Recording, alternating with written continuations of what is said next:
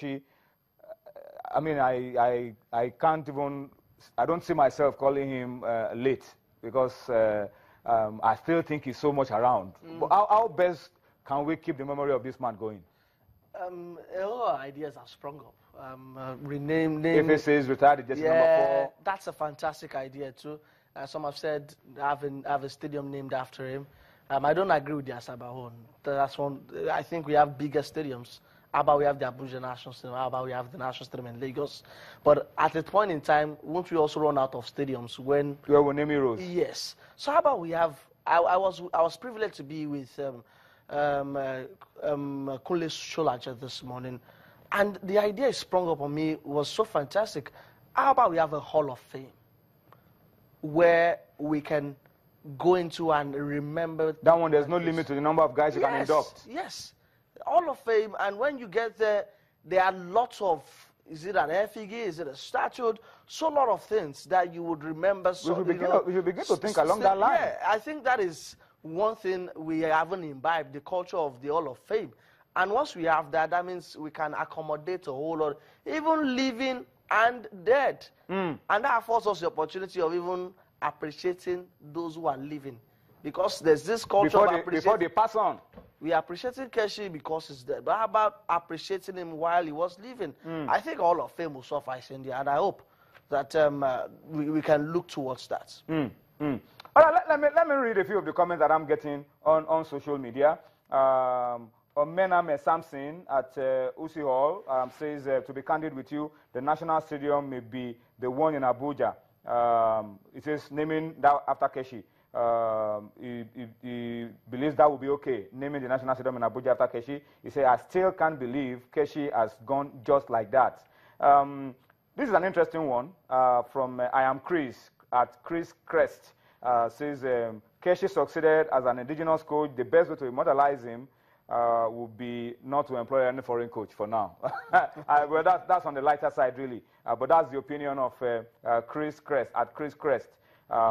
Adekunle Busari says, naming the Abuja National Stadium after Keshi will not be too much for this great hero and legend. But as Wale said, one day, I mean, Yekini Stadium is named after him, Keshi. One day we'll run out of a stadium. But as he said, fantastic idea that I believe the National Sports Commission and the NFF and everybody should be concerned about is that Hall of Fame. Inducting heroes like this in the Hall of Fame and keeping their memories alive. I mean, that's something very, very fantastic.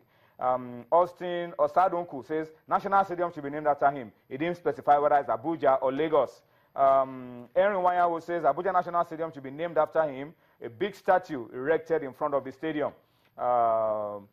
Ejimbe Bena says, I wish his aged mother and his children will not be forgotten will not be forgotten so soon by the federal government. I'm not sure. And we have a responsibility to make sure that they are not forgotten.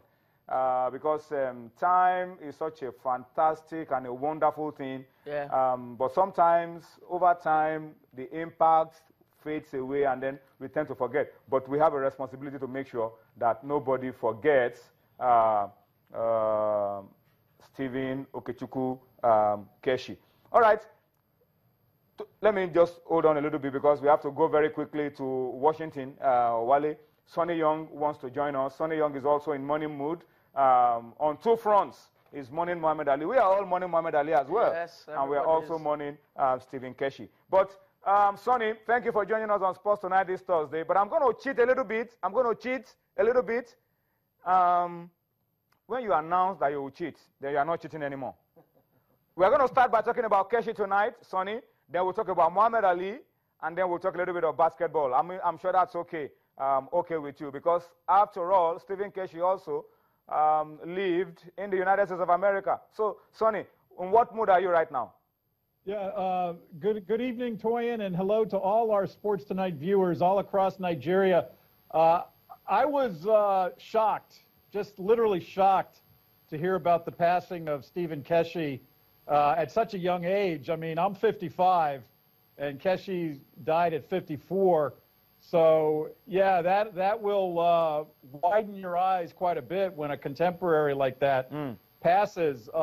In some respects, just to compare Keshi's death with Ali, you know, Ali has been in frail health for many years with his Parkinson's disease, but, you know, just from watching Stephen Keshi, you know, he appeared to me to be in good health, a vibrant man. I don't know all the medical reasons behind his passing, Toyin. I know they're saying heart attack is what I'm hearing, and the stress from some of these top-level coaching positions.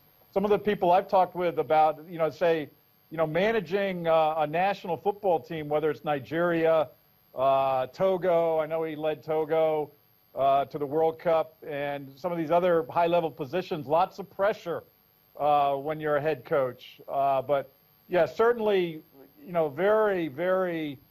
I'm very sorry to hear about his passing. I mean, it was such a shock, more of a shock than Muhammad Ali's passing. All right, Sonny, let's talk about Muhammad Ali now. A lot is expected tomorrow, a lot of events in a few hours from now. What's going on right now, and what can you also tell us about the preparations for Ali's memorial? Well, Torian, it's kind of a two-day memorial service. Earlier Thursday, they held a Muslim prayer service at Freedom Hall in Louisville. And some of the big names in boxing showed up there for that, including Don King, the veteran boxing promoter.